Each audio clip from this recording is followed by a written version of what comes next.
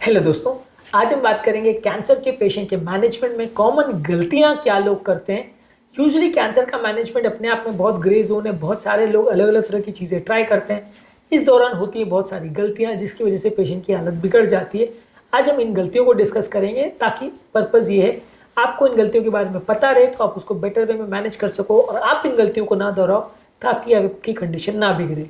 Topic पर जाने से पहले जो लोग हमारे चैनल पर नए हैं उन्हें रिक्वेस्ट करूंगा कि चैनल को सब्सक्राइब करें, वीडियोस को लाइक करें, शेयर करें, फॉलो करें, कमेंट करें, पूरा देखें। टॉपिक इंपॉर्टेंट है इसलिए इसे अंत तक देखिएगा।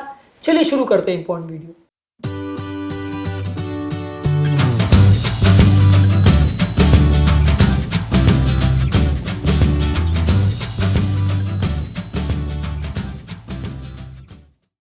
सबसे पहले अगर आपका डायग्नोसिस में कुछ डिले होता है या कोई कारण से आप डिलाई करते हो, अपनी थेरेपी को डिनाई करते हो, डायग्नोसिस होने के बाद भी अगर आप उसका थेरेपी नहीं लेने जाते हो, आप उसको इग्नोर करते हो उसके सिम्टम्स और लक्षणों को, तो इसकी वजह से कई बार डिले हो जाता है। कई बार अर्ली स्टेज में कैंसर डिटेक्ट हो सकता है, लेकिन क्योंकि आप उसको इग्नोर कर रहे हो, डायग्नोज करने के लिए नहीं जा रहे, इसकी वजह से डिटेक्शन में डिले होता है।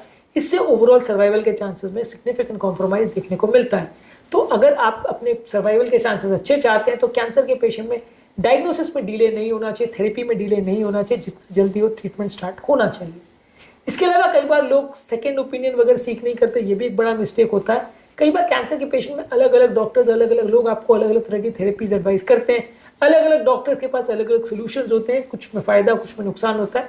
तो कई बार सेकेंड ओपिनियन सीख करना अलग अलग थेरेपी के मामले में ये भी एक अच्छा तरीका होता है, जिससे आप अपने पेशेंट को बेटर वे में मैनेज कर सकते हो और उसके लिए बेटर आउटकम आप ले सकते हो। तो कई बार मल्टीपल डॉक्टर से डिस्कस करना और उनकी थेरेपीज को ट्राई करना और उन पर जहां आपको बेस्ट लगे प्रॉपर ट्रस्ट करना, ये चीज़ें ज़रूरी है। इसके अलावा कई बार लोग अपनी प्रॉब्लम्स को हेल्थ केयर प्रोवाइडर के साथ डिस्कस नहीं करते, कम्युनिकेशन नहीं करते। अब अगर आपको कोई भी पर्टिकुलर तरह का प्रॉब्लम है, कोई ट्रीटमेंट रिलेटेड इफेक्ट्स है, साइड इफेक्ट्स है, या दवा आप ले रहे हो नहीं ले रहे हो, कोई भी अगर स्पेसिफिक तरह का इशू अगर आप उसको डॉक्टर के साथ डिस्कस नहीं करते हो तो आपकी हालत बिगड़ने का चांस ज़्यादा है, दवाओं में डिसकंटिन्यूएशन होने का और प्रॉब्लम्स बढ़ने का चांस ज़्यादा रहता है। इसलिए ज़रूरी होता है कि जब कभी भी आपको कोई प्रॉब्लम हो तो आप उसको प्रॉपर वे में समझें, डॉक्टर के साथ डिस्कस करें और यदि कोई इशूज़ है तो उसे सॉर्ट आउट करें बिना पूछे बिना सोचे। अगर आप अपनी दवाओं को बंद करेंगे या चालू करेंगे या डोज को एडजस्ट करेंगे तो प्रॉब्लम ज़्यादा होगी। अगला इंपॉर्टेंट मिस्टेक लोग जो करते हैं वो ये है कि साइड इफेक्ट्स को इग्नोर करते हैं। कैंसर की थेरेपी के साइड इफेक्ट्स बहुत सारे होते हैं और ये साइड इफेक्ट्स को मैनेज और झेलना अपने आप में बड़ा इशू रहता है। यदि आप ये साइड इफेक्ट्स को इग्नोर करते हैं और उसके लिए प्रॉपर कुछ स्टेप्स नहीं लेते तो साइड इफेक्ट्स और ज़्यादा होंगे, झेलना और ज़्यादा मुश्किल होगा, दवाइयाँ बंद करने के चांस और बढ़ जाएंगे। इसलिए कैंसर पेशेंट्स के लिए ज़रूरी है कि दवाइयों के साइड इफेक्ट्स और उसके इश्यूज को इग्नोर ना करें। इसके अलावा कुछ लोग खाली ऑल्टरनेटिव फॉर्म ऑफ थेरेपी जैसे एक्यूप्रेशर है, एक्यूपंक्चर है या कोई और तरह का हर्बल या काढ़ा वाली थेरेपीज है, इस तरह की थेरेपीज के लिए लोग जाते हैं और रेगुलर थेरेपी नहीं लेते। ऑल्टरनेटिव थेरेपी में अभी तक कोई बहुत बड़ा साइंटिफिक डेटा नहीं है जो शो करता है कि वो एक्चुअल में सक्सेसफुल है। एक आध कोई केस में किसी को कोई फायदा मिल गया हो, ट्यूमर रिमिशन में चला गया हो तो ऐसा हो सकता है, ज़्यादातर केस में ऐसा नहीं होता है। मैं ऐसा नहीं कहता कि एलोपैथी के लिए जाने वाले हर पेशेंट सक्सेसफुल हो ही जाएंगे और सबका इलाज अच्छे से हो जाएगा और सभी बच जाएंगे, ऐसा बिल्कुल भी नहीं है। पर एज ऑफ नाउ ऐसा कोई सक्सेस ऑल्टरनेटिव थेरेपी में भी नहीं है। तो ऑल्टरनेटिव थेरेपी अगर आप ट्राई कर रहे हो तो कोई ऐसा व्यक्ति हो जो एक्चुअल सक्सेस दे सकता है तो अच्छी बात है। ज़्यादातर लोग इसमें आपको चीट करने वाले या फ्रॉड करने वाले लोग ही मिलेंगे जो आपको बेवकूफ़ बनाएंगे और आपका टाइम वेस्ट होगा, आपका इलाज डिले होगा, कंडीशन बिगड़ेगी। तो इसलिए ऑल्टरनेटिव थेरेपीज में जाने से पहले 10 बार या 100 बार लोगों से पूछ लीजिए। 50 लोग हो जिनको अच्छे रिजल्ट मिले हो उनको देख लीजिए, उसके बाद ही थेरेपीज के लिए जाइए, नहीं तो मत जाइए। इसके अलावा लोग कई बार प्रॉपर न्यूट्रिशन का ध्यान नहीं देते। यदि आप निगलेक्ट करोगे न्यूट्रिशन को तो हालत बिगड़ेगी, दवाओं के और थेरेपी के साइड इफेक्ट्स भी ज़्यादा होंगे। तो न्यूट्रिशन को इग्नोर मत करिए।